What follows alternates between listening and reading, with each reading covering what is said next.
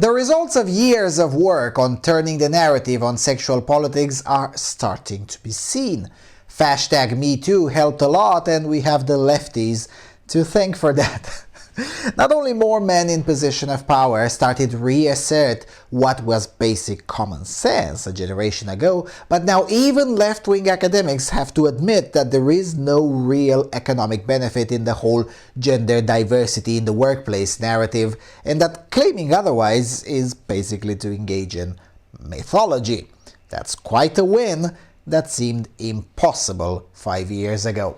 In other news, some lefties are starting to see on their own skin how losing the narrative looks like. In Sweden, the national lefties went berserk because the city council of a small town decided correctly that the LGBT-ist flag is a symbol of an extremist political movement, and as a result, it cannot and should not be flown next to the city's and the country's flag on the council's buildings.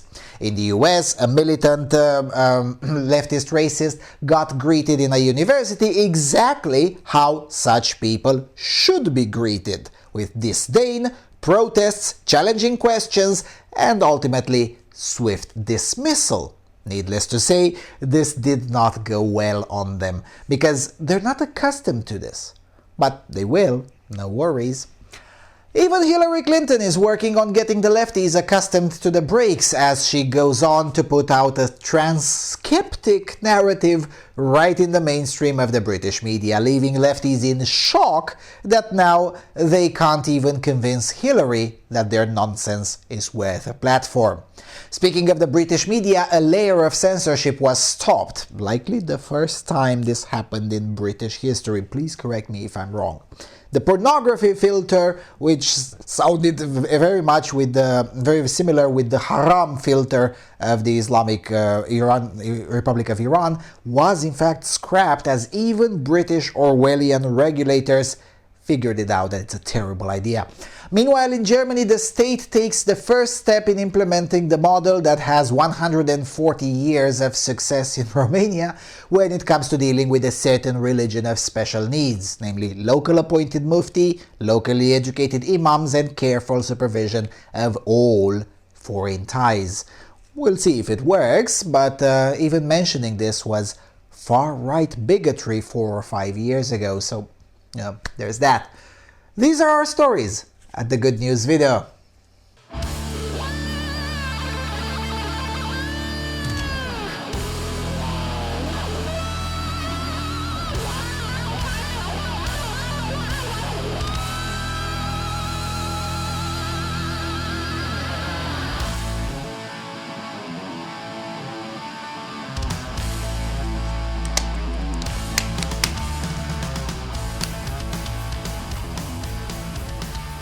Hello everyone, and welcome to the 10th installment of the Good News video. Alright, it's been a while since I've had to do 2 Good News videos installments in a row, but at this pace, 3 or 4 years from now, we might be in the reversed situation where I have a lot more links for Good News videos and fewer for the periodic insanity. Anyway, let's start with a serious one. Deutsche Welle. Germany set to take charge of imam education locally. The government has long struggled with foreign involvement when it comes to the education of imams who lead Muslim communities across Germany. Now, a new educational association with startup funding from Germany's Interior Ministry is set to launch at the University of Osnabrück on Thursday. Even though some Muslim organizations have been training imams for their own communities in Germany, the majority of imams working in the country are affiliated with the Turkish Islamic Union for Religious Affairs, or Diyanet İşleri Türk İslam Birliği, which I should say, because Deutsche Welle does not say. It is an organization that is funded and run remotely by the Turkish state, and it is under the authority of the Ministry for Religious Affairs, or Diyanet İşleri Başkanlığı. Anyway, back to the article. Among Germany's nearly 4.5 million Muslims, around 3 million are of Turkish origin. It was precisely this influence that moved the German government to take such a bold step. Green Party parliamentarian Felix Polat told Deutsche Welle it was a measure her party had long been asking for. DTIB is Germany's largest Islamic umbrella group with 900 affiliated mosques. Its imams are educated, financed and sent from Turkey. So the language and cultural barrier, together with many of these imams' loyalty to the Turkish government, has pushed the German government to deal intensively with the issue in recent years. One of the major obstacles to approaching this issue was that of securing funding. That now has a temporary solution with the government's planned investment. Polat told Deutsche Welle that in response to her official inquiry on the subject, the Interior Ministry had already confirmed its plans for the startup financing. One of the organizations that will take part in the new association will be the Central Council of Muslims in Germany, confirmed its chairman Ayman Mazik. We can't just always complain that there are foreign imams, he told Deutsche Welle. But the establishment of the association is a concrete step and a positive development, but it should have been introduced decades ago. Constitutionally, the German state is required to stay out of religious community affairs. However, according to the parliamentarian Polat, the neutrality of the state is safeguarded through the funding of an independent association which will be located in the state of Lower Saxony. The rabbinical seminar in Potsdam has received state startup funding, and this strategy has paid off, as she said, referring to the state-supported Abraham Geiger Colleg. Such a way would also be constitutionally unobjectionable, she told Deutsche Welle. Currently, Islamic theology is taught at academic institutions in the cities of Münster, Tübingen, Osnabrück, Gießen and Erlangen-Nuremberg. In October this year, Humboldt University of Berlin also opened an Islamic Theology Institute. However, students of theology cannot simply work as imams in Germany, since reading the Quran, how to perform a prayer and other practical tasks are not taught at these institutions. To do so, a separate and practical education is needed.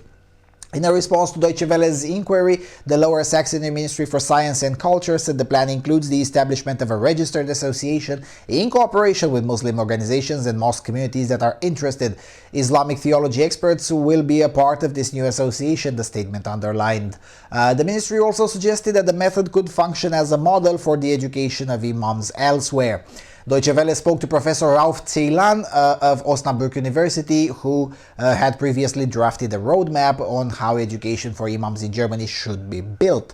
He sees the new initiative as putting a foot in the door. However, he cautioned that the pilot project should not begin with high expectations, but we just need to start, and I think when the quality shows itself in the long run, it will gain acceptance, close quote. Yeah, this could be huge. Now, mind you, Professor Ceylan, quoted in the article, he does have a point when he says there shouldn't be high expectations on this. But at the same time, mentioning that Turkey has a huge influence is and that in itself is a problem, rendered you a far-right bigot in 2015.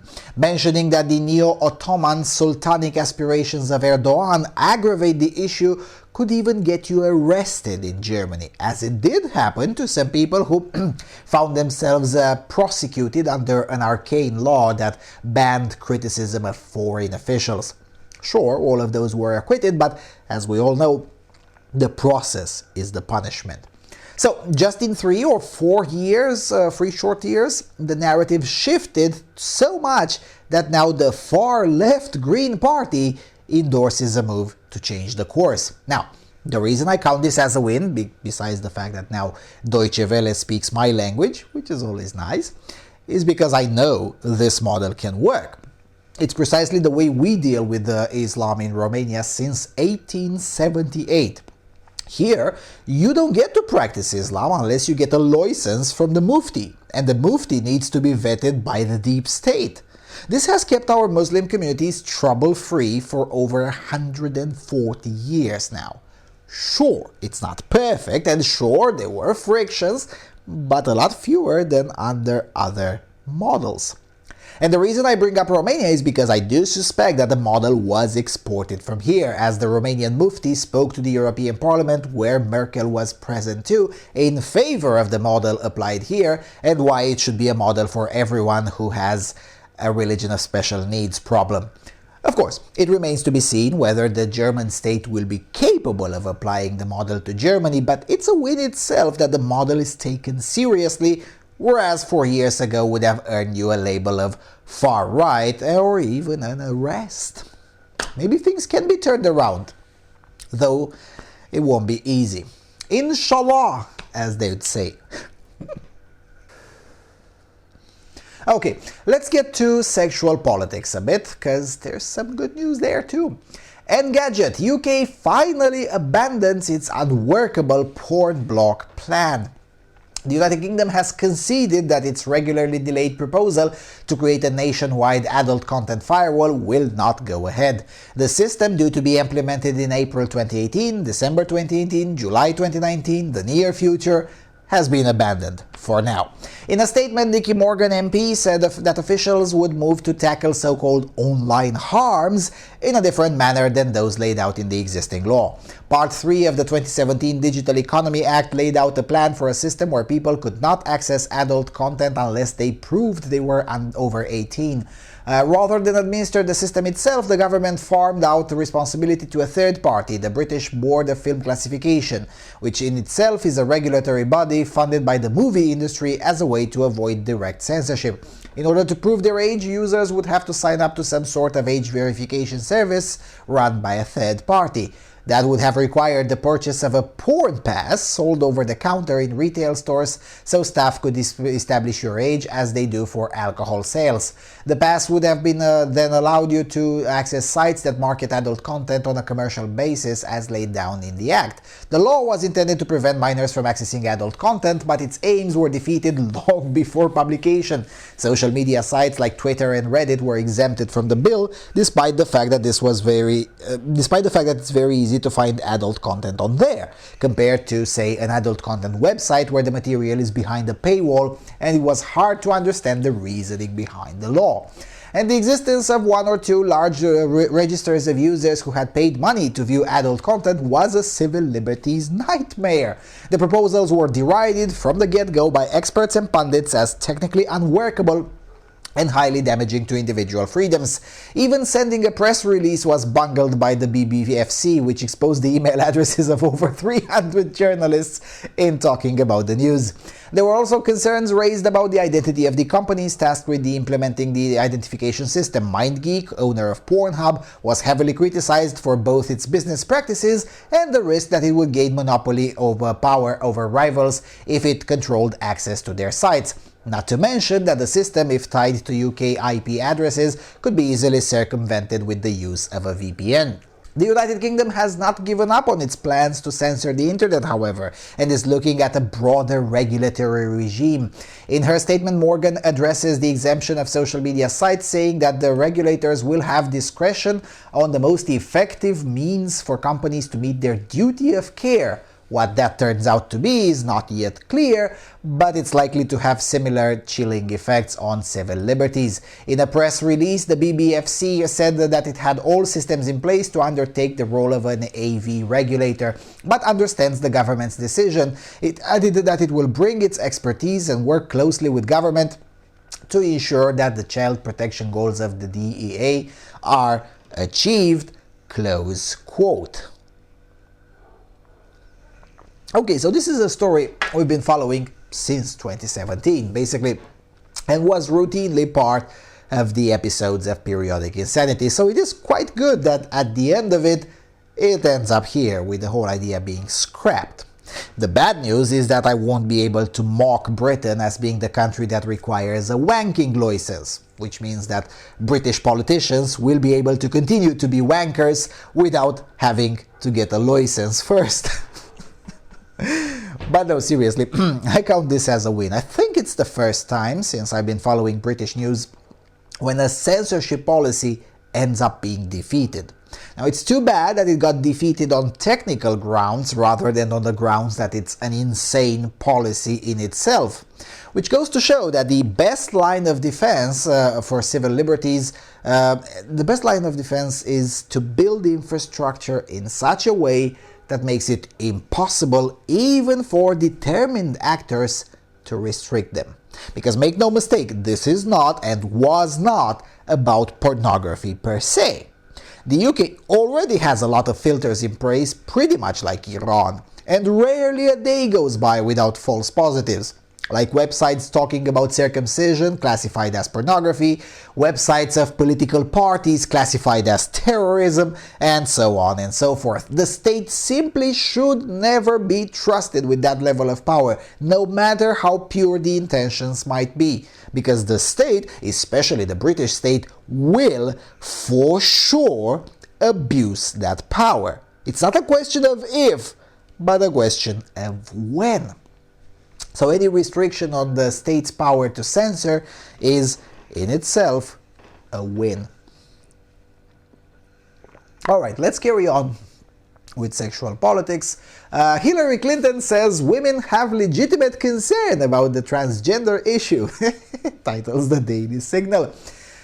Quote, former Secretary of State Hillary Clinton said in an interview that transgender issues raise a legitimate concern for women.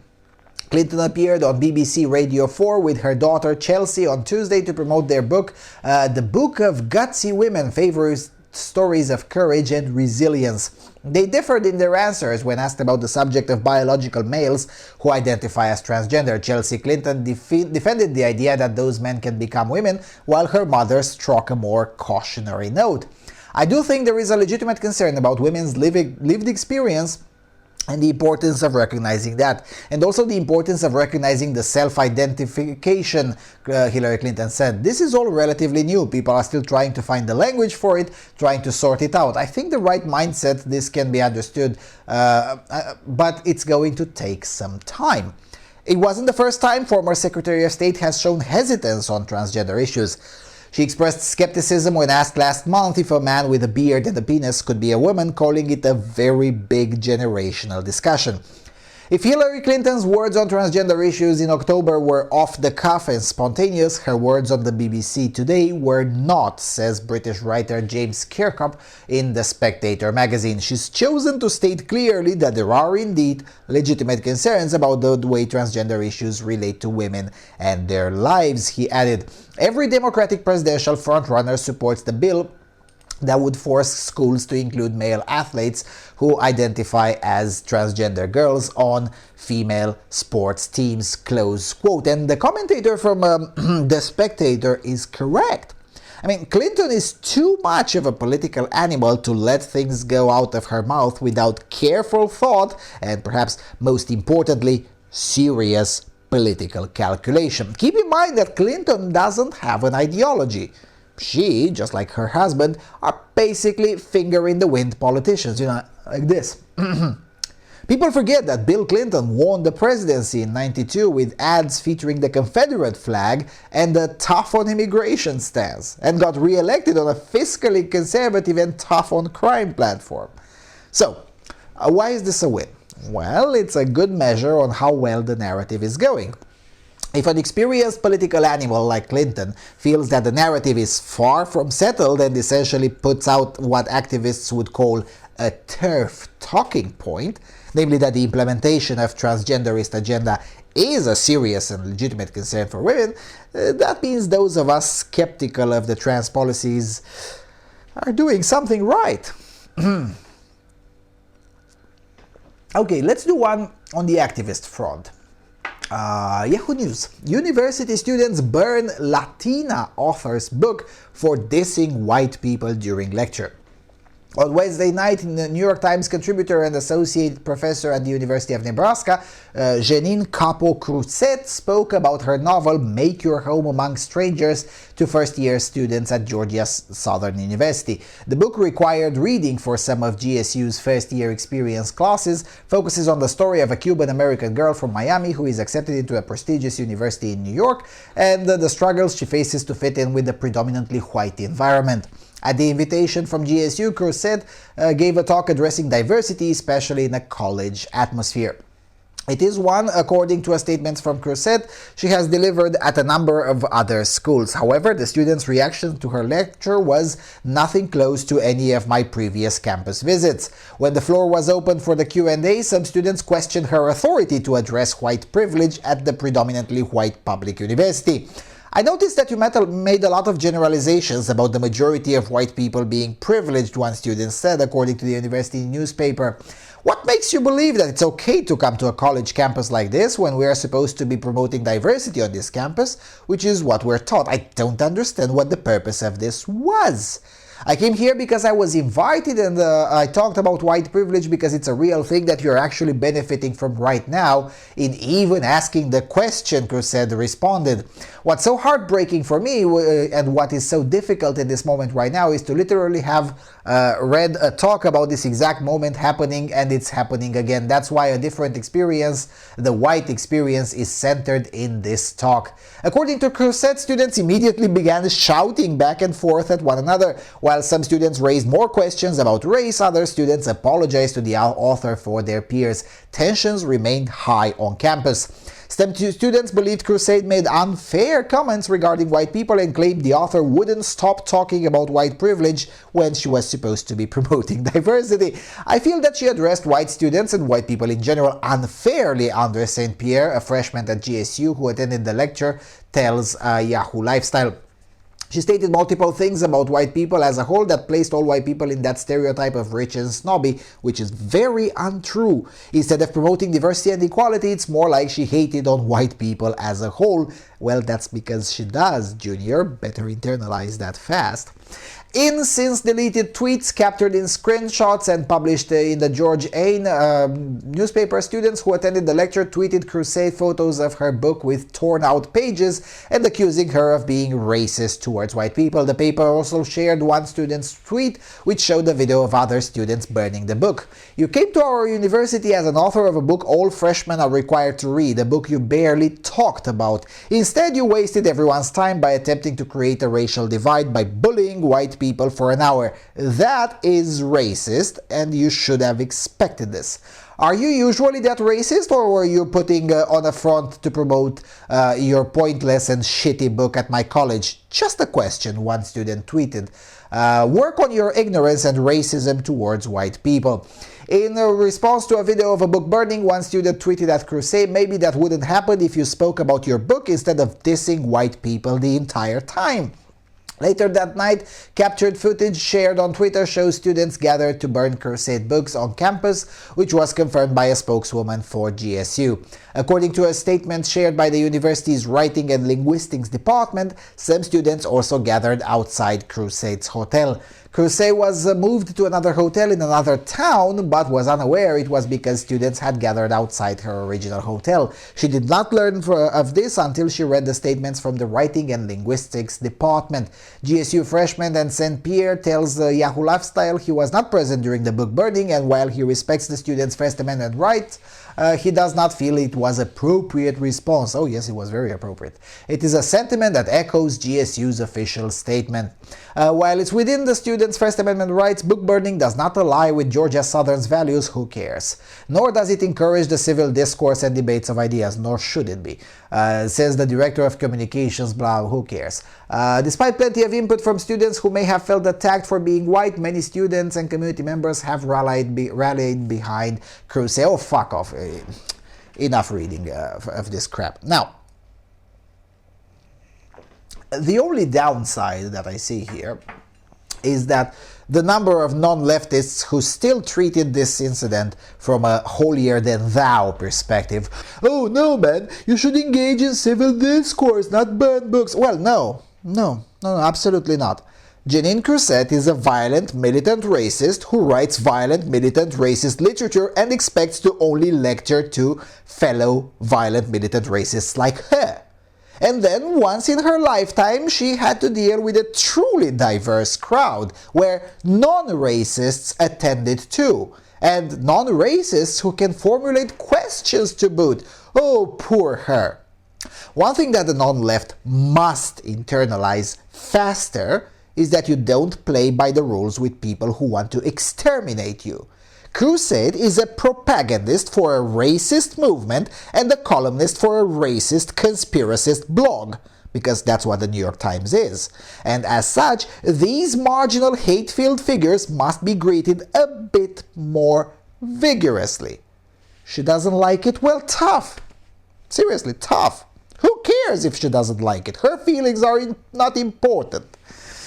It's good news that these young people smelled her nonsense from a mile away and treated her with the dignity she deserves. Although it would be great if this happened a lot more often, because it only seems to change once it starts happening to far, far leftists too.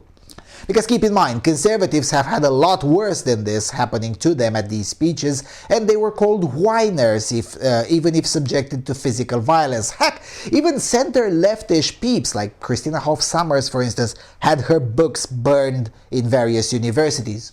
No one cared, and this has been happening for years now. But I see they care when finally a far, far leftist gets the same treatment from the majority who is sick and tired of the hatred coming from the left. Well, time to ramp it up, I would say. I'm serious. Ramp it up, crank it up more. Though, okay, maybe book burning is a bit too expensive. I mean, to be honest, maybe take a page from their activism and disrupt their events. Bring clown noises.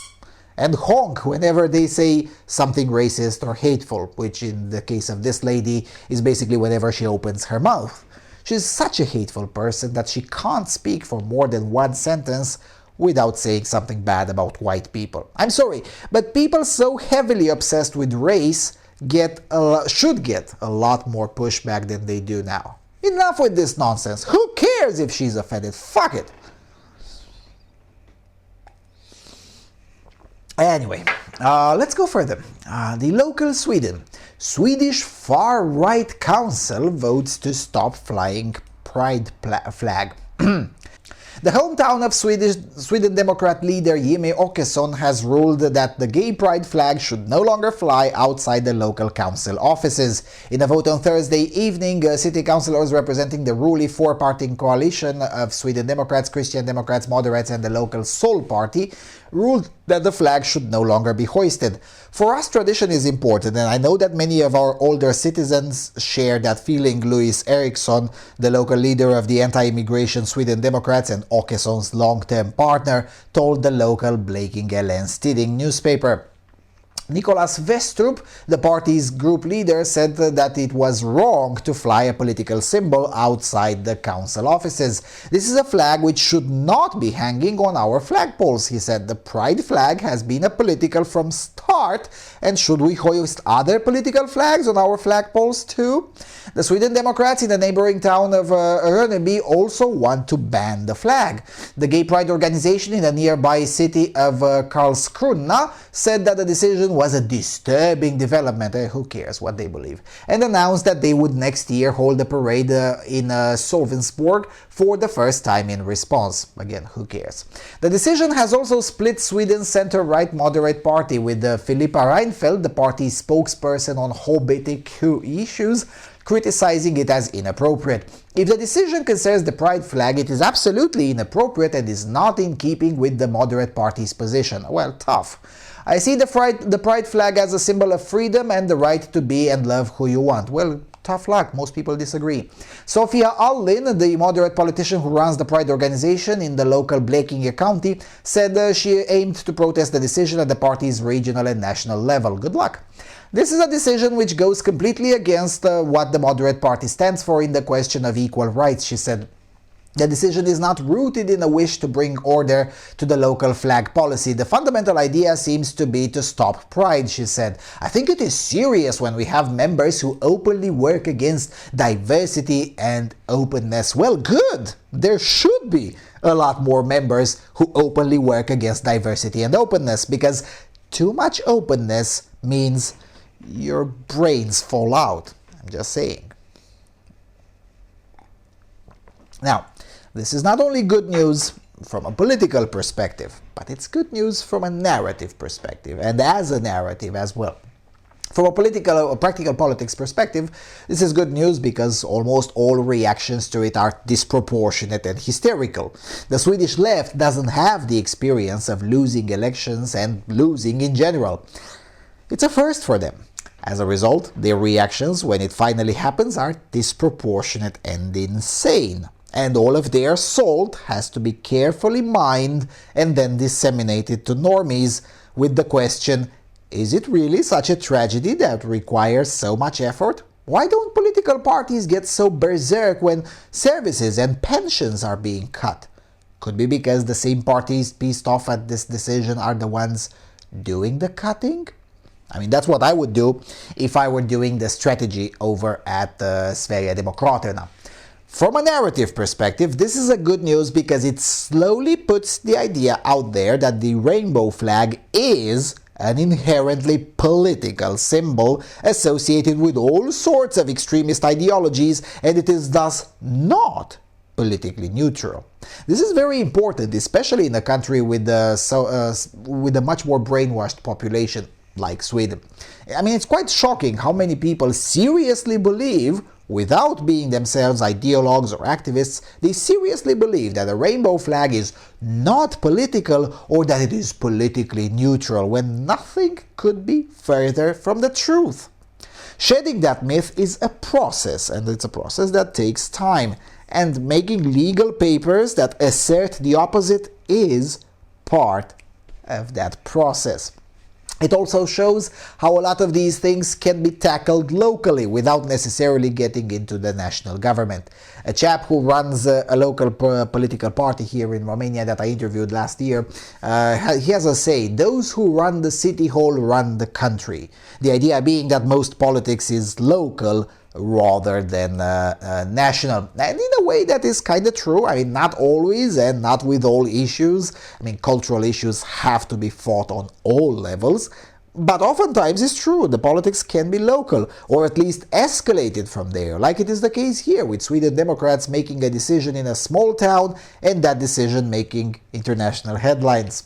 This weakness on the left will not last forever, but for as long as it exists, the forces of the non-left should try to exploit it as much as possible, both because it can be efficient from a propaganda perspective, and of course because it's fun too. Rule number 6, a good tactic is one your people enjoy. Don't forget that. Okay, let's do economics a bit. Bloomberg.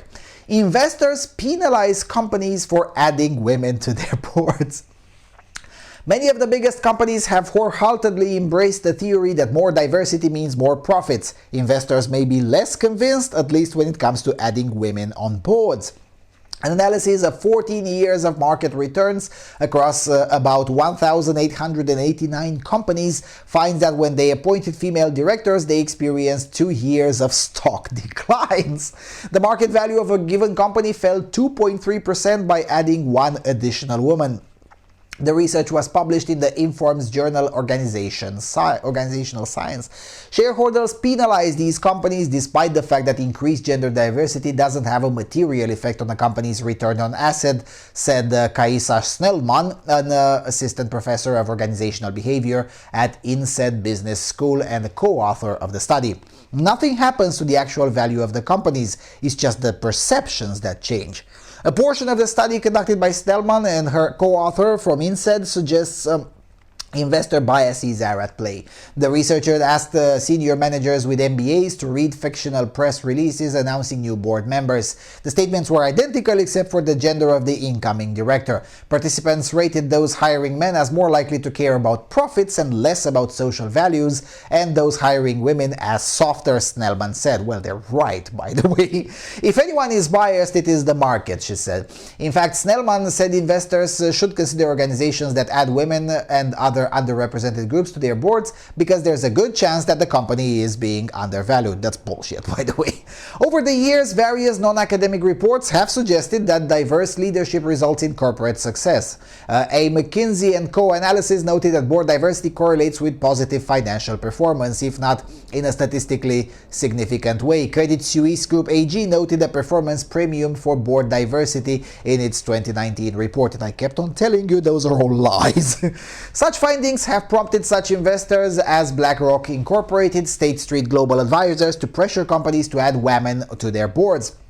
Women now make more than a quarter of directors of the Standard & Poor's 500 and 20% of boards globally. But most of these analyses don't prove that increased diversity leads to higher returns or profit margins. It has become kind of a myth, Snellman said. Add a woman on your board and the company starts doing better.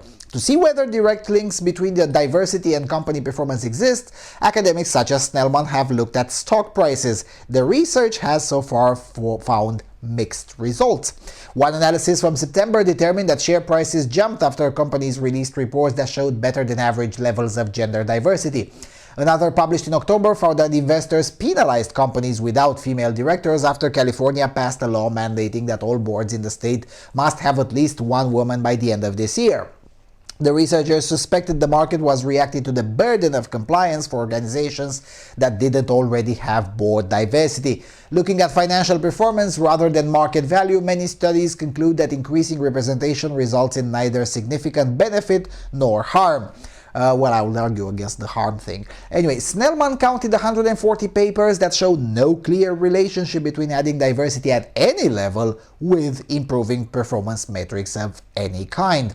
Just to be very clear, I'm not saying that we should not promote female leaders into senior leader positions, Snellman said. No, I say that. But is there a business case for gender diversity on boards? If you ask an academic, the answer is no. Close quote. Well, great. Now, mind you, I predicted most of this back in 2010 and reiterated 2 years ago, so this doesn't come as a surprise. But the good news here is in propaganda terms.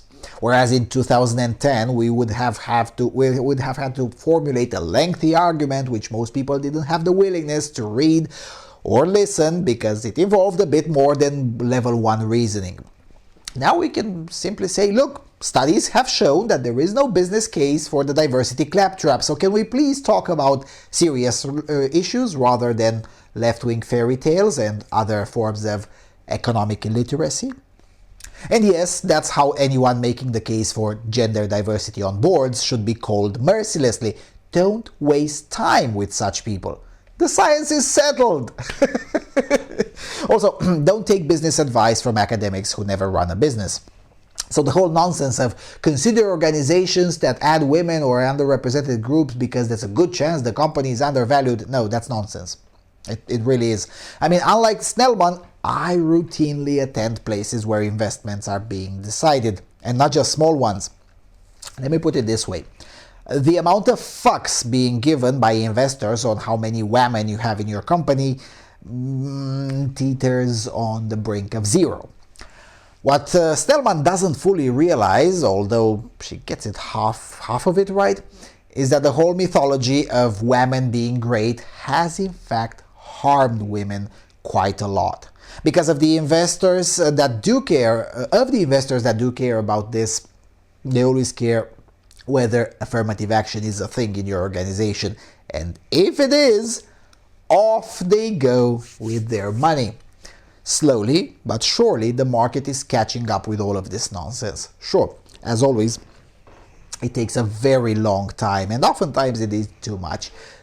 That's the way economics do justice. But unlike the state, economics does eventually get it right, and when it does, the freeloaders get a very harsh wake-up call to reality.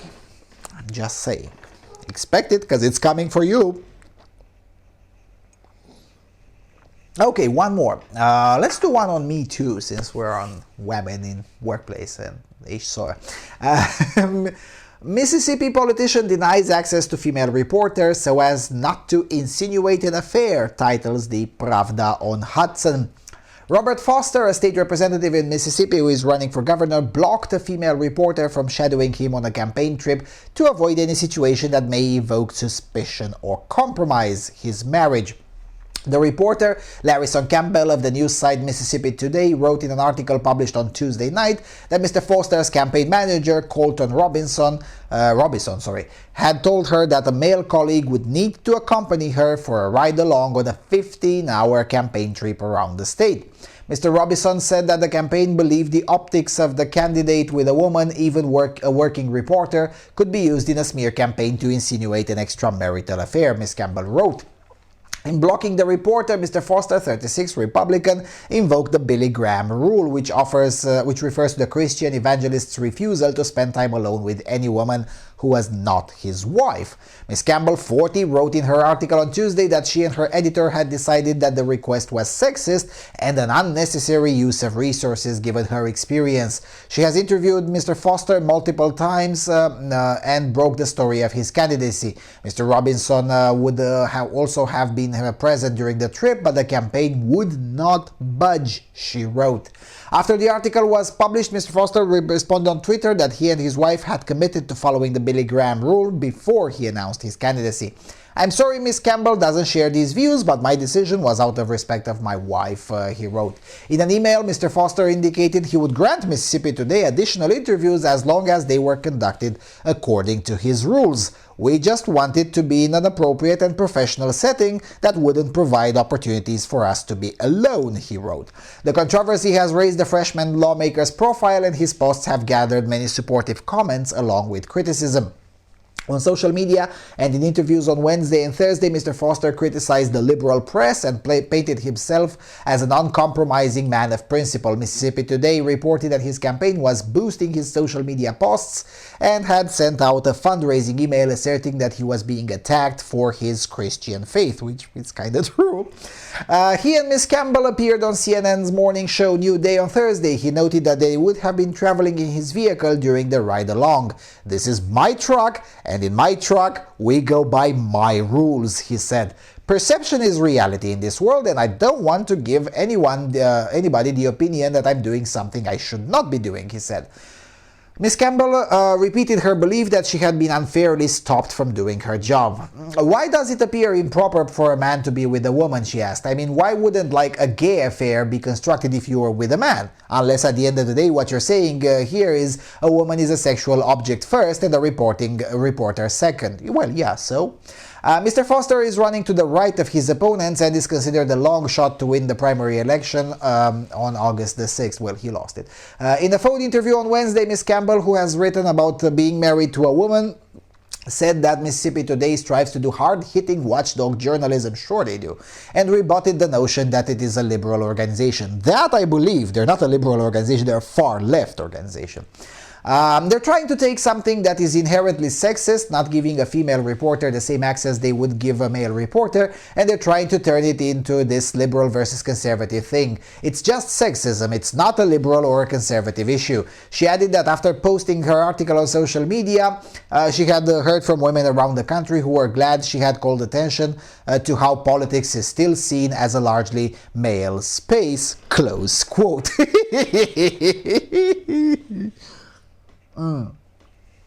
This is good news for one simple reason. More candidates, and generally more men in such positions, are basically doing what I predicted back in January 2018, turning the tables against this lunacy.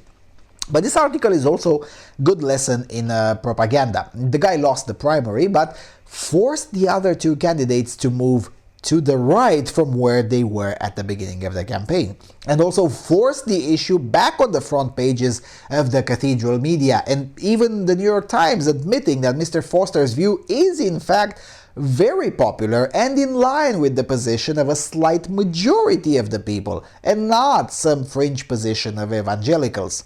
That's a win in itself, given that the guy didn't really lose much since he's still in the state legislature and more popular than he was last year.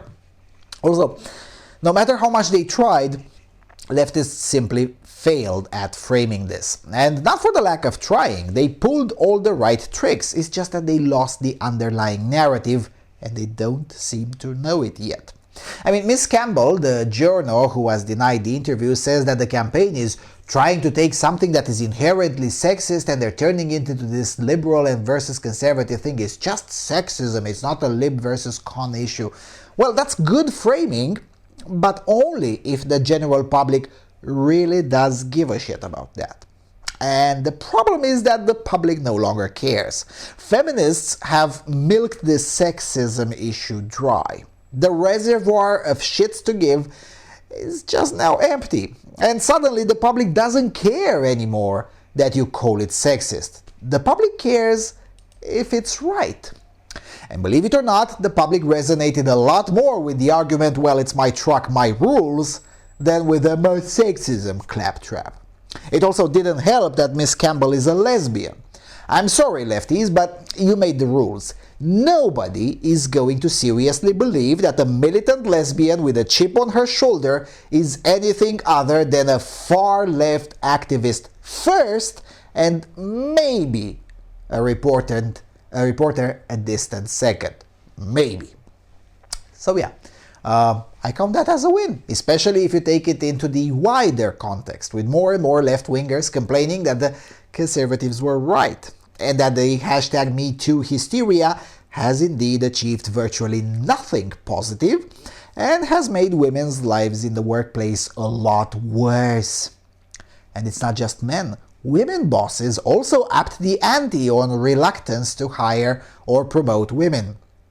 So yeah, this is what a win on narrative looks like. Hopefully throughout 2020 we'll get to repeat this on the transgenderist issues. We now have a blueprint on how to turn the public opinion, and the forces of the non-left would better use it on other issues too.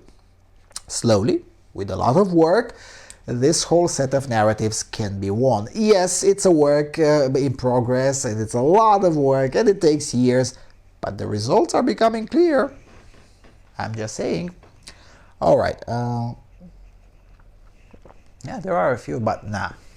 I think that's it for now. I had other links too, but less spectacular, so I guess I'll stop here. Thank you all for watching. Thank you for your continuous and generous support. Don't forget to subscribe. Please consider a donation should you derive any value from the work being done here. Visit our website, particularly the library section. We add new links almost daily. And I will see you all soon on the Freedom Alternative.